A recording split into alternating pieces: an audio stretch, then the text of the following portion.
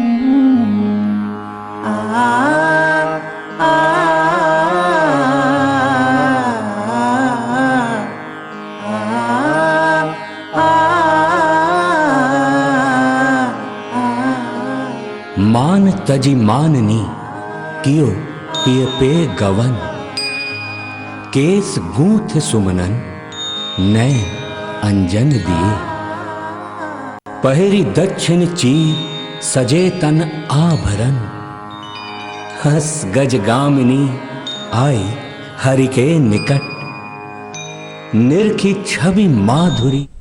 Good evening India में ये हैं अमित सक्सेना, जिन्हें आपने मंच पर छाव नृत्य करते हुए देखा। तो अमित, ये आपकी एक नृत्य नाटिका की झलक थी, एक डांस ड्रामा और हवेली संगीत पर जी, उसके बारे में प्लीज बताइए ना।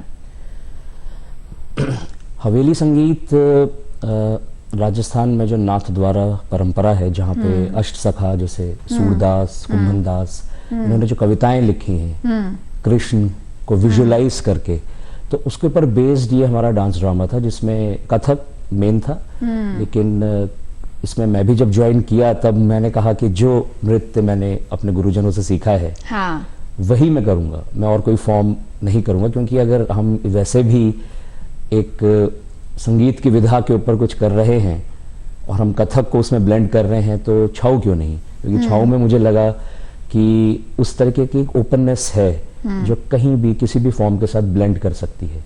बहुत कुछ मेरे गुरु शशिधर आचार्य जी, उनसे मैंने सीखा भी। वो ट्रेडिशनल डांसर हैं और साथ में उन्होंने जहाँ पे भी थिएटर के प्रोडक्शंस में यूज़ किया है इस डांस फॉर्म को, इसकी वोकैबुलरी को, तो बहुत अच्छे से उसको ब्लेंड किया। तो यही कोशिश इस नृत्य नाटिका में भी रही कि कविताओं के बेस पे हम जो हमारा डांस की वोकैबुलरी हो और कथक और छाऊ को मिलाकर हम उसको प्रस्तुत कर सकें। तो इसका निर्देशन भी आप ही ने किया था। जी। तो अब एक नाटक और एक नृत्य नाटिका, किसे करने में आप ज्यादा सहज पाते हैं अपने आप को? क्योंकि नृत्य से आपका खास लगाव है, तो इसीलिए झुकाव नृत्य नाटिका की तरफ होना स्वाभाविक है। पर जो एक दूसरा, एक नॉर्मल नाटक जिसे आप कहते हैं, सो किस में आप सहज पाते हैं अपने आप को?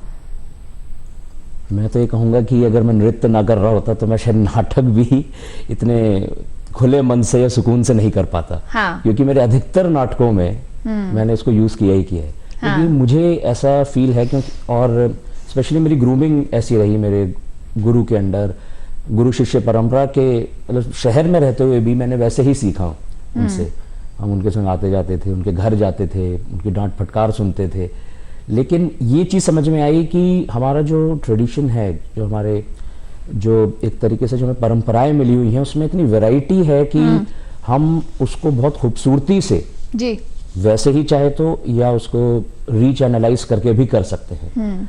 तो अगर मैंने कुछ मॉडर्न प्लेस किए भी हैं, मॉडर्न इस सेंस में मैं अगर बोलूँगा कि रियलिज्म में सेट होके भी, बट देन द जो फ्लो हमारे इन ट्रेडिशंस में है, it is always been at the back of my mind. क्योंकि उसने मेरी इमेजिनेशन को इन्हेंस किया। विजुलाइज करने की जो क्षमता है वो हमारे इंडियन फॉर्म्स में बहुत है, दैट हेल्प्स अ लॉट। बस उसको थोड़ा कंसाइज कर दिया और वो रियलिज्म में आ गया। बिकॉज इंडियन रियलिज्म जिसको हम बोलते भी हैं, तो बहुत कुछ इसी पे बेस्ड होता है।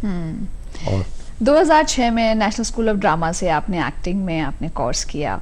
सो कौन सा ऐसा किरदार जो आज तक आपने मंच पर निभाया है, आपको लगा कि this was closer to me, और जिससे आपको बहुत लगाव रहा है?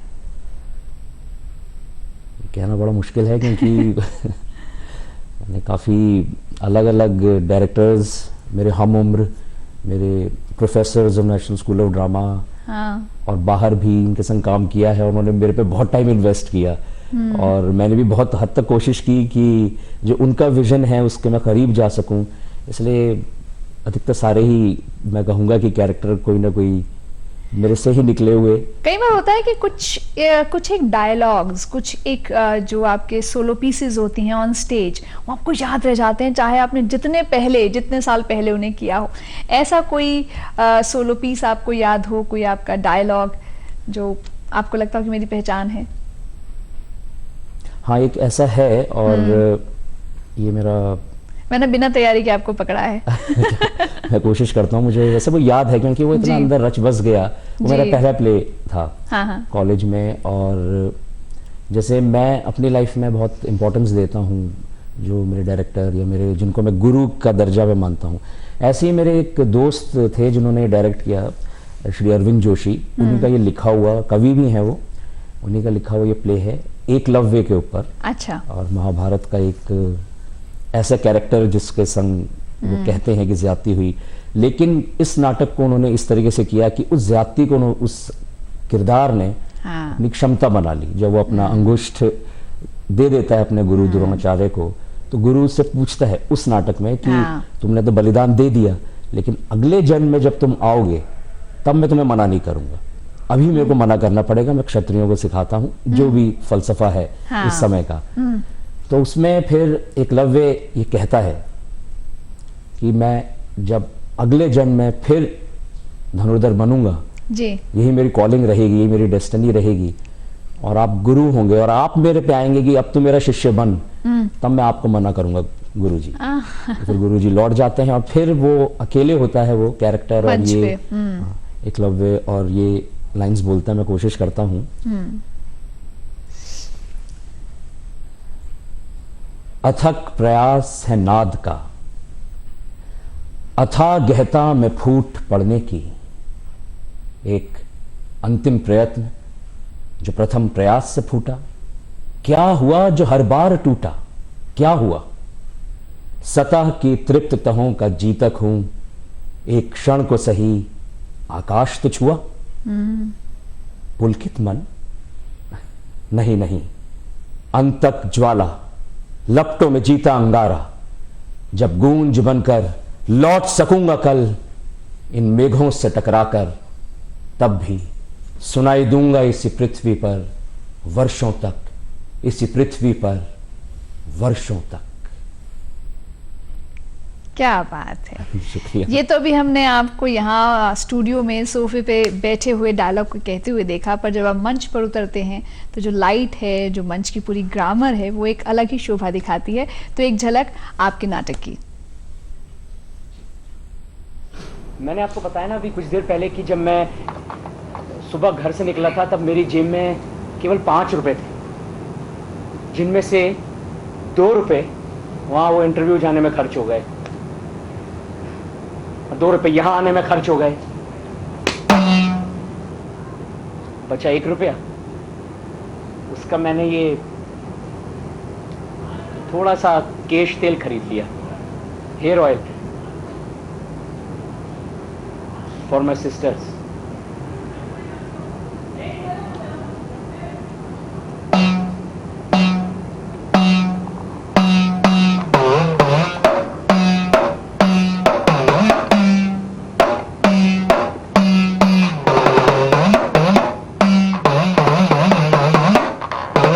आप जानते हैं, नहीं आप कैसे जानते होंगे, मेरी बहनों के बाल ना बहुत लंबे हैं, बहुत घने हैं। My sisters they have very beautiful, एकदम काले घने।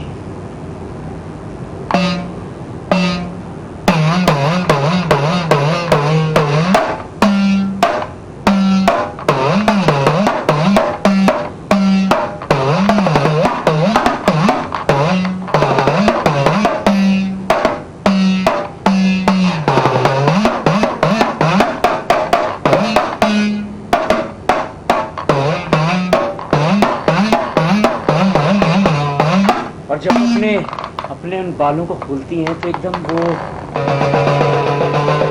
यहाँ घुटने तक आ जाते हैं।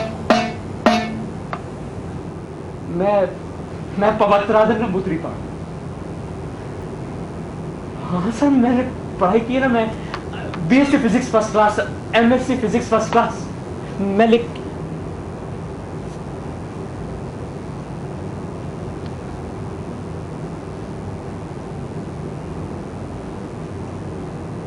कुछ सुना अभी, ये कुछ बोले, इन्होंने कहा कि ये मुझे नौकरी दे।